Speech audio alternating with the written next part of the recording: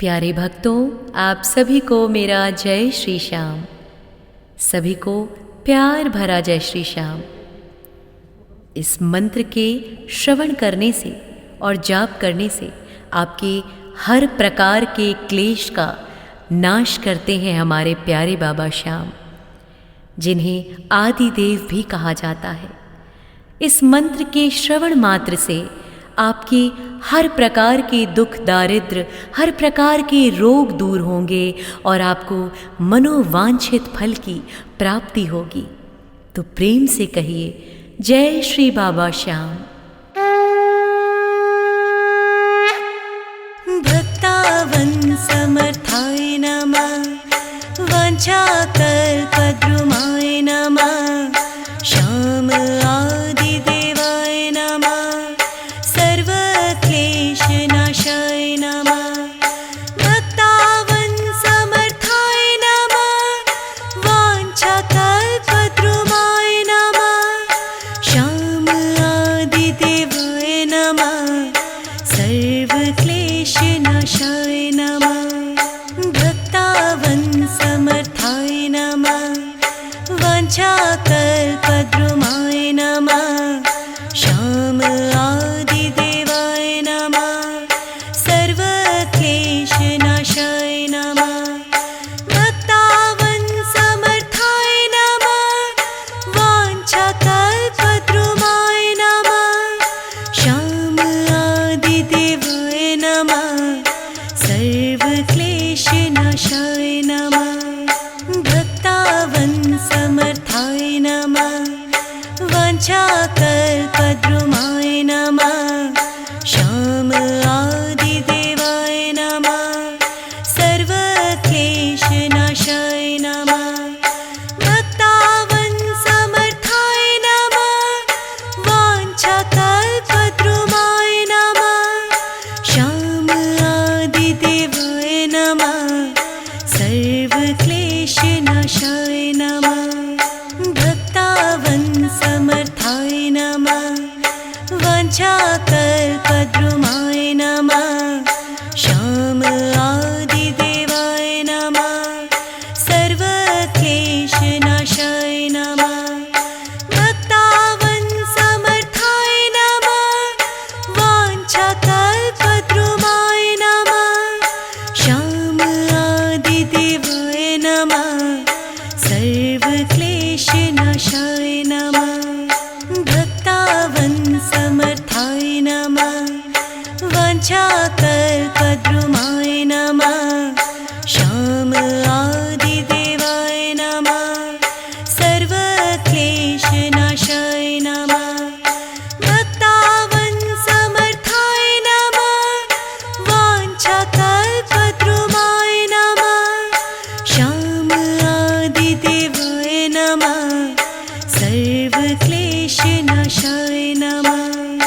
भक्तावन समर्थाय नमः, वाञ्छाकल्पद्रुमाय नमः, श्याम आदि देवाय नमः, सर्वक्लेशनाशाय नमः। भक्तावन समर्थाय नमः, वाञ्छाकल्पद्रुमाय नमः, श्याम आदि देवाय नमः, सर्वक्लेशनाशाय नमः। भक्तावन समर्थाय नमः, वाञ्छाकल्पद्रुमाय नमः, श्याम आदि देवाय नमः, सर्वक्लेशनाशाय नमः। भक्तावन समर्थाय नमः, वाञ्छाकल्पद्रुमाय नमः, श्याम आदि देवाय नमः, सर्वक्लेशनाशाय नमः। भक्तावन समर्थाय नमः, वाञ्छाकल्पद्रुमाय नमः, श्याम आदि देवाय नमः, सर्वक्लेशनाशाय नमः। भक्तावन समर्थाय नमः, वाञ्छाकल्पद्रुमाय नमः, श्याम आदि देवाय नमः, सर्वक्लेशनाशाय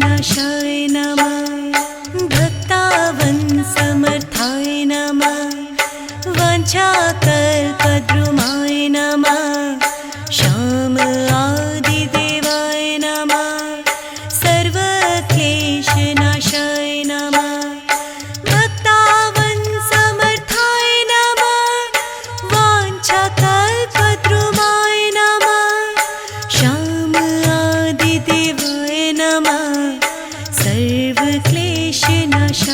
नमः भक्तावंसमर्थाय नमः वाञ्छाकल्पद्रुमाय नमः श्याम आदिदेवाय नमः सर्वक्लेशनाशाय नमः भक्तावंसमर्थाय नमः वाञ्छाकल्पद्रुमाय नमः श्याम आदिदेवाय नमः सर्वक्लेशनाशाय नमः भक्तावंसमर्थाय नमः वाञ्छाकल्पद्रुमाय नमः श्याम आदिदेवाय नमः सर्वक्लेशनाशाय नमः भक्तावंसमर्थाय नमः वाञ्छाकल्पद्रुमाय नमः श्याम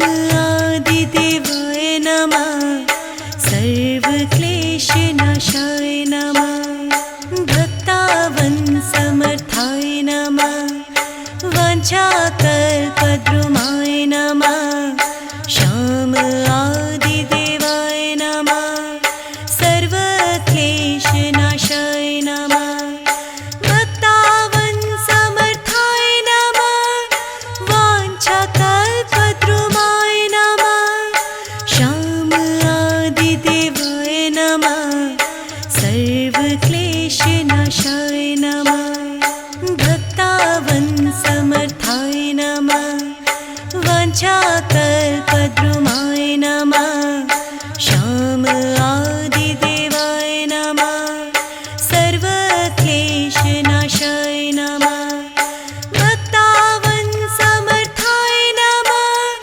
वाञ्छाकल्पद्रुमाय नमः श्याम आदिदेवाय नमः सर्वक्लेशनाशाय नमः भक्तावंसमर्थाय नमः वाञ्छाकल्पद्रुमाय नमः श्याम आदिदेवाय नमः सर्वक्लेशनाशाय नमः भक्तावंसमर्थाय नमः वाञ्छाकल्पद्रुमाय नमः श्याम आदिदेवाय नमः सर्वक्लेशनाशाय नमः भक्तावंसमर्थाय नमः वाञ्छाकल्पद्रुमाय नमः श्याम आदिदेवाय नमः सर्वक्लेशनाशाय नमः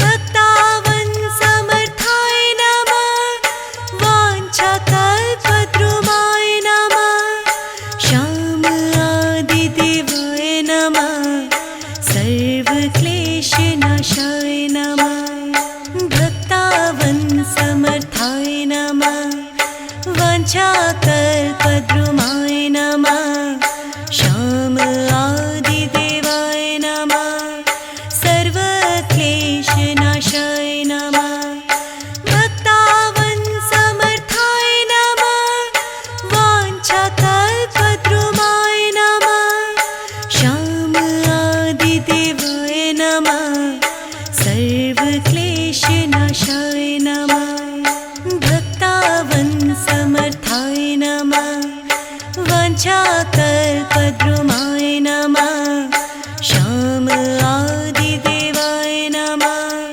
सर्वक्लेशनाशाय नमः भक्तावंसमर्थाय नमः वाञ्छाकल्पद्रुमाय नमः श्याम आदिदेवाय नमः सर्वक्लेशनाशाय नमः भक्तावंसमर्थाय नमः वाञ्छाकल्पद्रुमाय नमः श्याम आदिदेवाय नमः सर्वक्लेशनाशाय नमः भक्तावंसमर्थाय नमः वाञ्छाकल्पद्रुमाय नमः श्याम आदिदेवाय नमः सर्वक्लेशनाशाय नमः भक्तावंसमर्थाय नमः वाञ्छाकल्पद्रुमाय नमः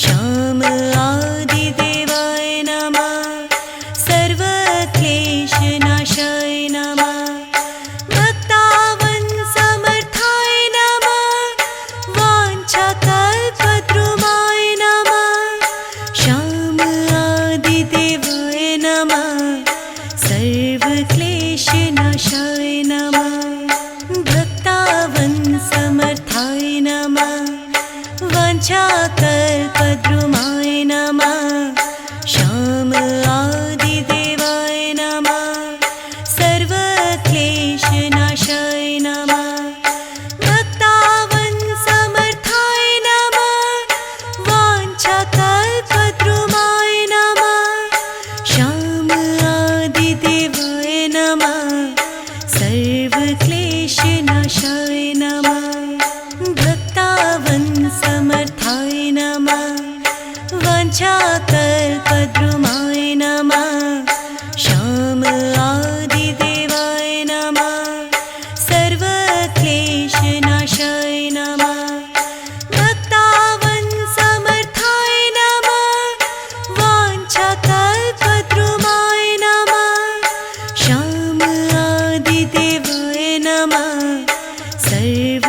सर्वक्लेशनाशाय नमः भक्तावत्समर्थाय नमः वाञ्छाकल्पद्रुमाय नमः श्याम आदिदेवाय नमः सर्वक्लेशनाशाय नमः भक्तावत्समर्थाय नमः वाञ्छाकल्पद्रुमाय नमः श्याम आदिदेवाय नमः सर्वक्लेशनाशाय नमः भक्तावत्समर्थाय नमः वाञ्छा